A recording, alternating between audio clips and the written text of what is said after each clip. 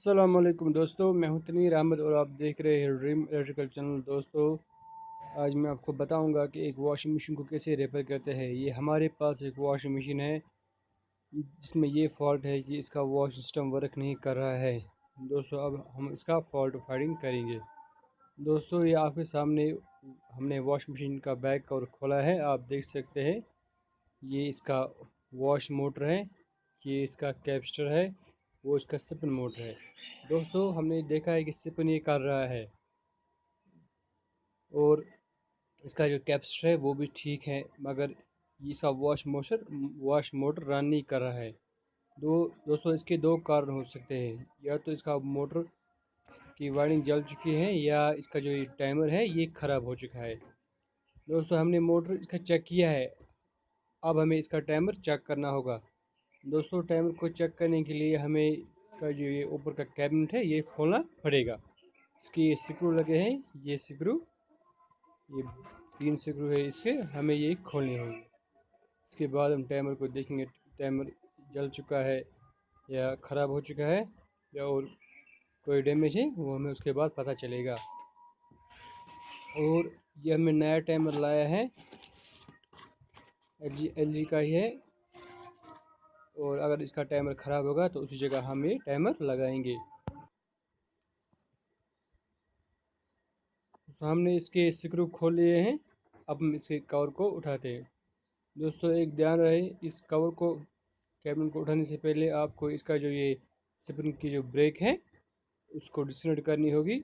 और ये जो ड्रेनेज की लाइन है जिससे आप अपने इस अब गंदे वाटर को ड्रेन करते हो, इस ड्रेनेज की लाइन को भी आपको डिसअलग करना होगा ताकि आप ऊपर के कैबिनेट को ऊपर उठा सकें, क्योंकि ये ऊपर के कैबिनेट के साथ जुड़े हुए होते हैं। और ये वायरस है, इसको भी थोड़ा ढीला रखना होगा, वायर्स को भी। अब हम इसके कैबिनेट को ऊपर उठाते हैं। दोस्तों, हमने इसका कवर ऊपर उठा दिया है। अब आप देख सकते हैं कि ये इसका वॉश टाइमर है जो बुरी तरह से जल चुका है। दोस्तों, अब हमें पता चला है कि इसका जो टाइमर है वो ख़राब है, अब हमें इसको बदलना है। और ये इसकी वायर्स है, हमें इसकी वायर्स खोलनी है। और ये टाइमर जो है ये नया टाइमर है, एलजी का ही है, एलजी कंपनी का, इस पर फॉल्ट है ये टाइमर। अब हम ये टाइमर इसमें लगाएंगे और देखेंगे कि हमारी वॉशिंग मशीन अच्छी तरह से वर्क करती है या नहीं। दोस्तों, अब हम इसमें ये टाइमर लगाएंगे और देखेंगे हमारी जो वॉशिंग मशीन है वो चलती है या नहीं। सबसे पहले हमें इस टाइमर को खोलना होगा जो जल चुका है। ये इसकी वायर्स है, आप देख सकते हैं। इसमें 3 वायर्स है, ये एक रेड, एक येलो और ये एक ब्लैक। आपको नीचे से ही इसकी वायर डिस्कनेक्ट करनी है। और आपके पास जो नया टाइमर है उसमें वायर्स इसी के साइज से लगी हुई होती है। दोस्तों, आपको ये रेड वायर और येलो वायर और ब्लैक वायर यहाँ से जॉइंट से खोलनी है और इस नए टाइमर को यहाँ पर लगाना है, उसे कनेक्शंस करनी है। तो दोस्तों, अब हम इसके टाइमर को लगाते हैं। दोस्तों, ये इसका नया टाइमर है, अब हम इस टाइमर को लगाते हैं। दोस्तों, हमने ये टाइमर इसमें लगा दिया है। ये इसकी वायर्स है, ये रेड येलो ब्लैक। अब हम ये इस ब्लैक वायर के साथ जोड़ेंगे और इसका इंसुलेट कवर लगाएंगे।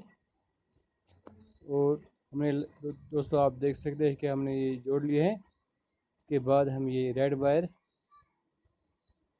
इन 2 रेड वायरों के साथ जोड़ेंगे और इसका इंसुलेट कवर लगाएंगे। दोस्तों, आप देख सकते हैं हमने रेड वायर भी लगा दी है और ब्लैक वायर भी जोड़ ली है और ये येलो वायर भी इसी तरह से जोड़ ली है। अब हम इसका टेस्ट करेंगे। दोस्तों, ये जो एक्स्ट्रा वायर इसमें ऑरेंज वायर है, ये वायर बजर के लिए लगी है, मगर इस वॉशिंग मशीन में वो सिस्टम अवेलेबल नहीं है। टाइमर में है मगर वॉशिंग मशीन में नहीं है। ये जो इसका ओल्ड टाइमर है इसमें भी ये वायर दी गई है, मगर ये साइड में लगाई गई है, इस पर टेप लगाई गई है, क्योंकि इस वॉशिंग मशीन में वो सिस्टम अवेलेबल नहीं है। अब हम इसको लगाएंगे और देखेंगे हमारी वॉशिंग मशीन अच्छी तरह से वर्क करती है नहीं।